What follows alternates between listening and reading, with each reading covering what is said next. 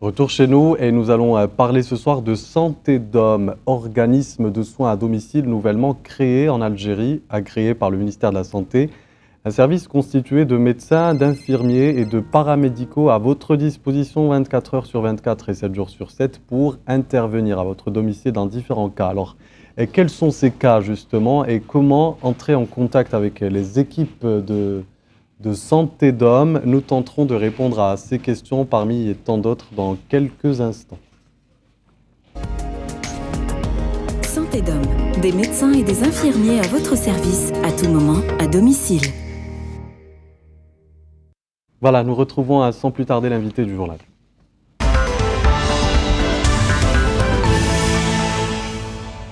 Bonsoir Monsef Boukero.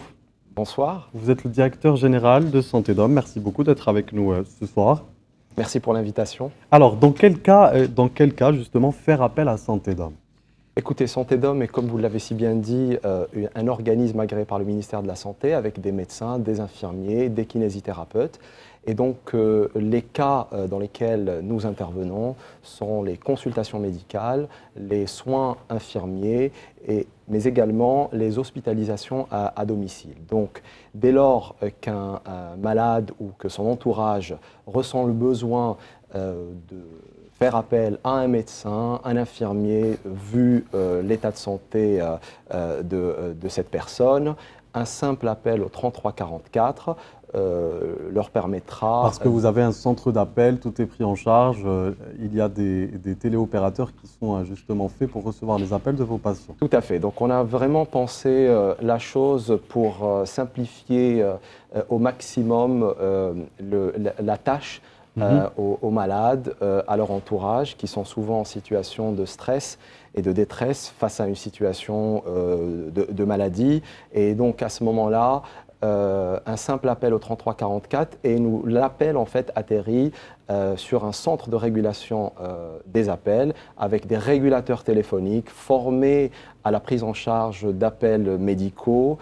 Ces régulateurs vont par la suite aiguiller notre personnel soignant sur le terrain, au domicile des malades, et une prise en charge sera faite à ce moment-là. Alors, un état des lieux sur la fréquence d'appel que vous recevez par jour en ce moment? Écoutez, la fréquence d'appel augmente de jour en jour et depuis qu'on a commencé il y a quelques mois, il y a un vrai besoin, une vraie demande. Donc nous recevons vraiment des appels divers et variés, à la fois pour des soins infirmiers, pour des consultations médicales, pour des hospitalisations à domicile, donc un relais.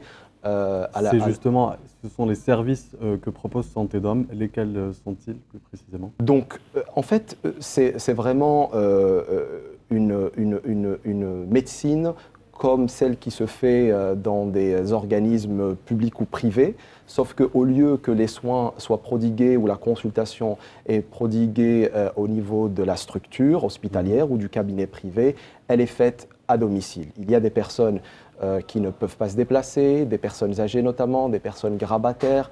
Il y a également des familles nombreuses, un enfant qui a une fièvre inexpliquée qui tarde à 10 h du soir, avec toute la fratrie, la famille peut être prise au dépourvu, oui. ne souhaite pas sortir, le médecin, le cabinet de pédiatrie n'est pas disponible, et donc là, on intervient également dans ces cas-là. Donc vraiment, c'est tout ce qui peut être pris en charge. Donc ce n'est pas forcément urgentiste finalement. Ce n'est pas. C'est aussi généraliste. Exactement. Ça peut être. C'est surtout pas urgence. L'un suit l'autre et c'est comme ça que vous La opérez. limite sur laquelle on intervient, c'est justement les urgences vitales. Il ne faut pas faire perdre de temps aux malades. C'est-à-dire que si, quand je vous disais que nos régulateurs téléphoniques sont formés aux appels médicaux, c'est notamment qu'ils sont formés pour détecter les urgences vitales. Il ne faut surtout pas faire perdre du temps aux malades. Donc, ces malades-là doivent aller sans délai dans des structures hospitalières. On peut également appeler le SAMU pour eux. Pour tout le reste, il y a des malades qui sont en situation de doute. Est-ce qu'ils doivent ou non aller à l'hôpital? Souvent, et ce que l'on constate depuis quelques mois, c'est qu'on vraiment on arrive à sauver des personnes puisque les gens ne veulent pas forcément C'est se déjà déplacer. arrivé? Oui, bien sûr, parce que tous les jours, j'ai envie de dire, les gens ont un doute et le fait de nous appeler, des fois, nos médecins aiguillent justement les malades vers l'hôpital et donc finalement confirment l'urgence. Donc au lieu d'attendre toute la nuit et il se peut que pouvoir ça soit risquer trop sa tard. vie, justement. Voilà, donc Mais vous me tendez la perche. Quelle est la différence entre vous et un SAMU? notre travail s'arrête là où celui du SAMU commence.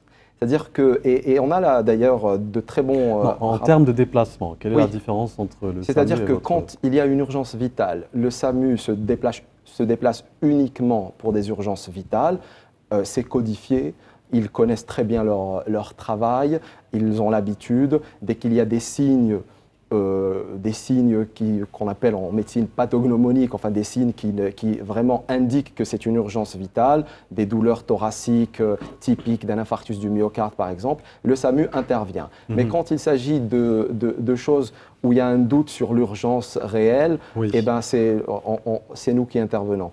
Je me permets de vous donner ce chiffre, puisque c'est aussi à l'origine de cette activité et de ce concept même dans des pays divers et variés à l'étranger et aujourd'hui donc en Algérie, c'est que 40% des urgences, enfin des cas qui se présentent dans les services d'urgence ne sont pas des vraies urgences, c'est-à-dire qu'ils peuvent être suivis en médecine libérale, de ville, en cabinet privé, etc. Il se trouve que les cabinets privés, des fois, enfin, c'est pas des fois, mais ferment à un certain moment, ne sont pas disponibles le week-end. Donc nous proposons de en faire sachant la que permanence vous de êtes soins. disponible 24 heures sur 24 et 7 jours sur 7. Tout à fait. C'est un peu la différence finalement entre vous et un SAMU. Et vous estimez généralement à combien de temps, le temps de déplacement chez le patient? Alors, approximativement, bien combien sûr. de temps faut-il? Aujourd'hui, nous nous fixons comme objectif de nous déplacer dans l'heure, voire l'heure et demie. Et donc après, ça dépend des embouteillages, etc. Mais ce que nous faisons, c'est que nous classifions les degrés d'urgence, c'est-à-dire les cas où il y a une vraie nécessité à intervenir rapidement pour justement s'assurer qu'il n'y a pas une urgence. On priorise ces appels-là et on intervient le plus rapidement possible. Mais on essaie d'intervenir très vite. Alors, où et par qui vos médecins urgentistes ont-ils été formés? Alors, c'est une très bonne question qui me tient particulièrement à cœur. Nous pensons chez Santé Dom que le secret de la réussite de ce service que nous avons introduit en Algérie par le biais de ce premier agrément ministériel, c'est dans la qualité des soins. Et qui dit qualité des soins, dit qualité du personnel soignant. Donc nous accordons une très grande importance à la sélection de nos médecins. Nos médecins sont sélectionnés sur dossier, entretien, puis on leur fait passer des tests écrits. Et puis une fois que ces tests sont réussis, on les forme pendant un certain temps sur les soins à domicile justement, par des personnes, comment dire, brillantes dans leur domaine. J'en profite, si vous me le permettez, de remercier tous ceux qui nous ont aidés, notamment dans la formation de nos médecins.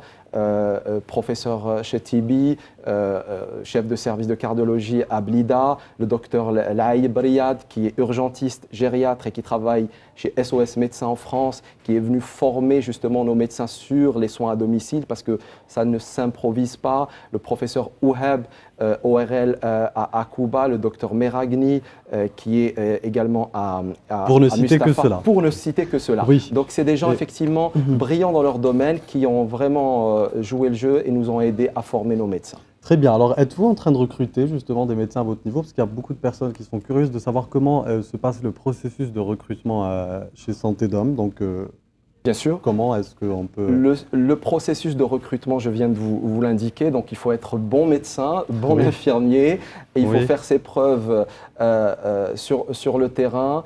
Et oui, nous recrutons en permanence, vu la demande en constante croissance.